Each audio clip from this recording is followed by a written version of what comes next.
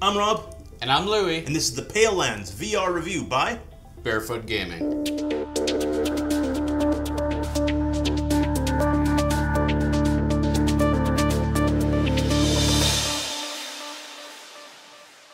Louie, what is Pale Lands virtual reality? It's a zombie shooter. A little bit wave-based. So are you saying this is a wave-based zombie shooter in virtual reality? I know, it's a first of its kind. Quick backstory on this. The developers asked me to review this 6 months ago when this came out. And I didn't feel like it was ready to be reviewed at that time. And based on their Steam page, it says it will be in early access for about 6 months. It's still in early access, but you've had your time. We are doing the review anyway. So what's the gist? How many stages are there?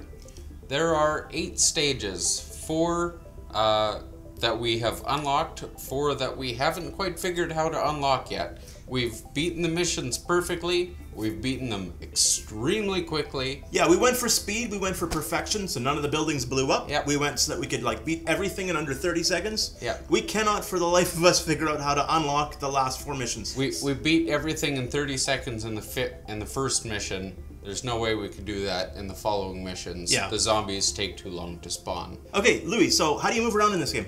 Oh, it's pretty easy. You point at a stack of wood that you want to shoot off of. You go to it and you've got your choice of twin handguns or a bow and arrow. And if you get the bow and arrow, you can choose between regular arrow, bomb arrow, or the enticing fried meat arrow. Which creates a radius effect that draws all the zombies within a certain radius to it. An aura, if you will. If you will. 180 degrees is not going to work in this game. This thing requires you to spin all the way around, so those of you that don't have room to do 360, you're hooped. Yeah. But that being the case, you don't need much room to actually move around. This is not going to take advantage of your 15 by 15 foot space or whatever it is you have. Like 2 feet by 2 feet, 3 feet by 3 feet will be lots to be able to do this. Yep. Different kinds of zombies that you can fight. So we've got the great big giant ones that'll come later. The kings of the zombies. Exactly, and they'll come en masse sometimes. Yep. You'll have the crawlers. Yep. And the crawlers will actually climb up the pillars of wood, which I will call towers that you are jumping back and forth to.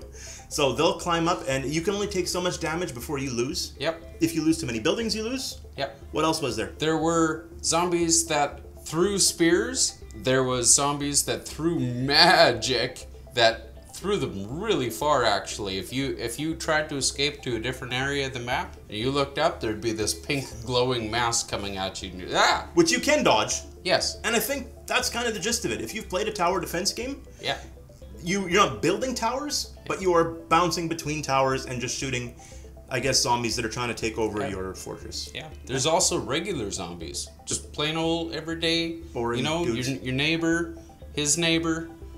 Could be anyone's neighbor. Yeah, really just regular old zombies. So let's get to an actual review here. This game goes for what, $5.69 Canadian? That's correct. So I'm not sure what that'll work out to US, maybe $4.50. It's not an expensive game. Yeah. There are not very many reviews on Steam thus far. Yeah. And let's add ours to the list. Louis, tell me what you think. Give me pros, give me cons. Score it. How many rotting zombie heads out of 5? I think it's really good for what it is. For a tower defense-based game in VR, I thought it was pretty good. Now, there was an awful lot of flaws.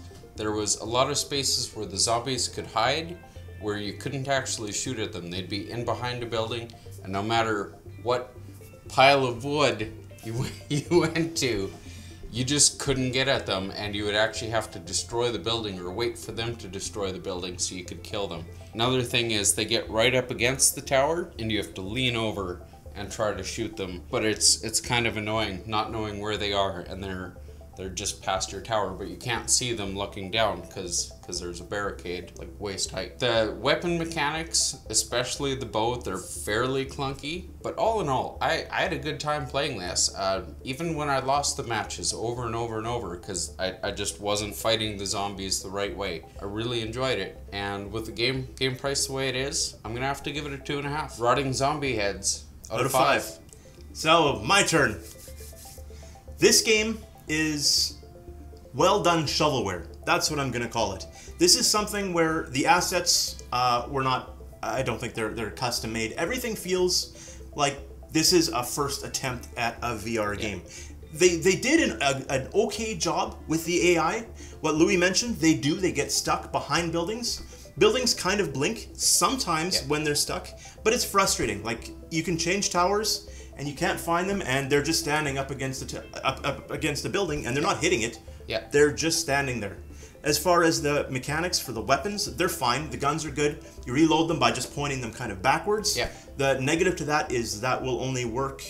It works most of the time. Yeah. 8 out of 10 times, let's say. Otherwise, shaking it like this, trying to figure out why it won't reload. Yeah. You can't grab a different set of guns without going to a bow first, and then your guns. Yeah. I detest the fact that I cannot find anywhere in the game how to unlock the last 4 levels. Yeah. And I'm like, this is not our first VR game, right? If it's locked behind something, say what it is. Yep. That's all I ask. If we have to do it in 15 seconds, even if it's ludicrous, tell us. We don't even know where to begin to unlock the rest. So the negatives they're really negative to me. As far as a shooting wave-based game, it's fine. The graphics look nice, bright, colorful. The 4 levels that we went through are the exact same stage at different times of day. So the last 4, maybe they're still coming. Maybe they don't even exist yet. Maybe it's nighttime. But the developer is not posting. He hasn't posted anything since March, when the game got launched. And when he said 6 months later that the rest would be coming out. Which we're only a few days shy of. So we are at about 6 months. I have heard nothing else. I expect no more from this game. I expect that the developer probably moved on. If I'm wrong, developer, comment. Let us know. But this is not a good sign. So I'm giving this a 1 out of 5.